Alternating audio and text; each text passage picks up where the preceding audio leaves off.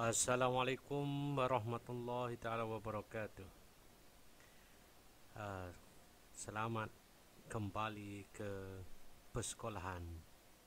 Bagi kelas 4 Adni, saya Cikgu Sain awak yang baru mengajar kelas awak.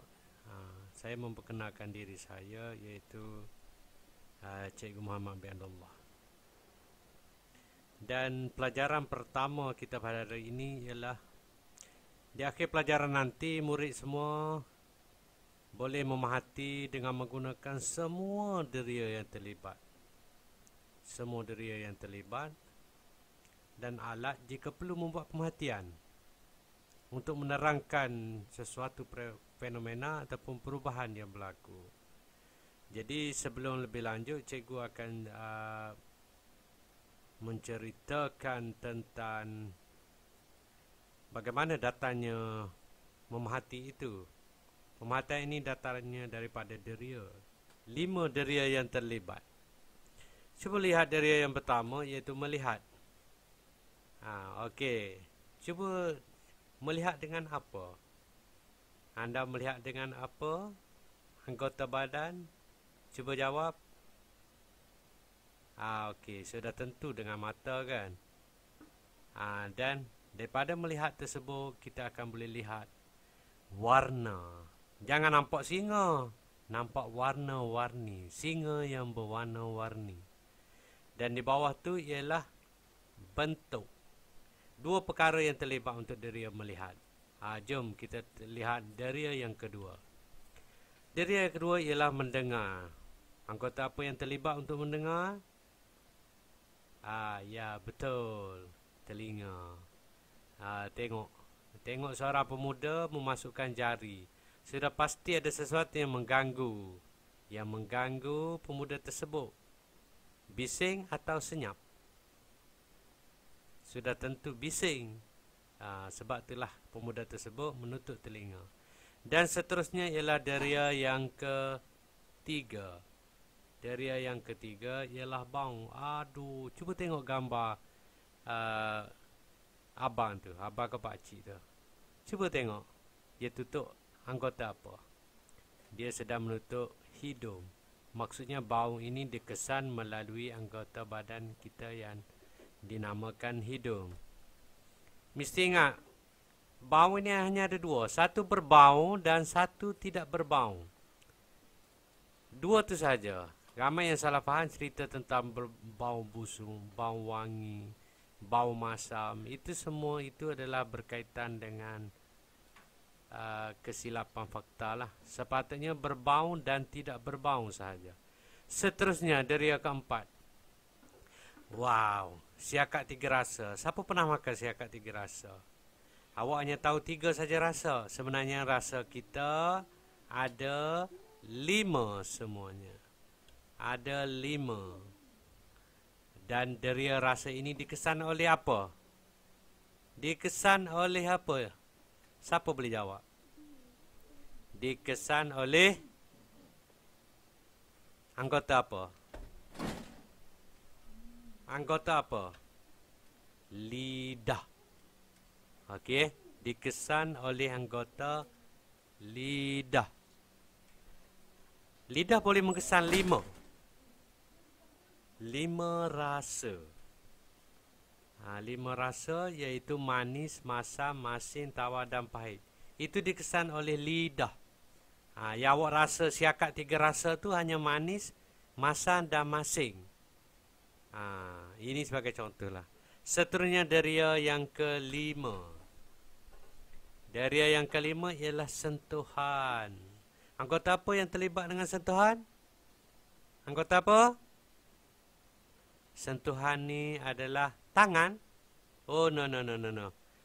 Bukan jawapan yang tepat, tangan. Sentuhan, anggota yang terlibat ialah kulit.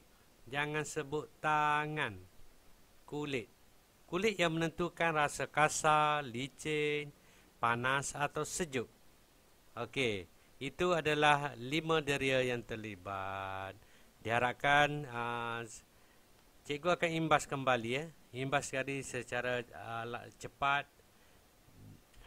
Rasa, bau, mendengar, melihat. Okey. Cikgu nak ikut cikgu sama-sama. Cikgu akan sebut melihat mata. Okey, ikut melihat mata. Mendengar telinga. Bau hidung. Rasa lidah. Dan sentuhan kulit. Okey, itu mengenai deria, 5 deria utama untuk pemerhatian. Dan bagaimana cara pemerhatian yang betul? Ingat betul-betul ada 2 cara. Jika objek tu hanya ada satu, kita perlu ceritakan kembali apa yang kita perhatikan melalui 5 deria tadi. Ceritakan sahaja apa yang kita perhatikan melalui 5 deria tadi. Dan jika objek tersebut itu 2, kita perlu menyatakan perbandingan dengan parameter. Parameter ni berkaitan yang sesuai, perkataan yang sesuai.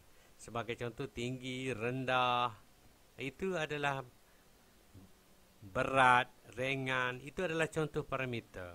Jauh, dekat, okey. Dan contoh pemerhatian. Cuba tengok, siapa boleh jawab? Gambar apa tu? Paku. Paku saja salah. Mesti perhatikan betul-betul paku itu berkarat. Bagus, pandai. Seterusnya cuba tengok.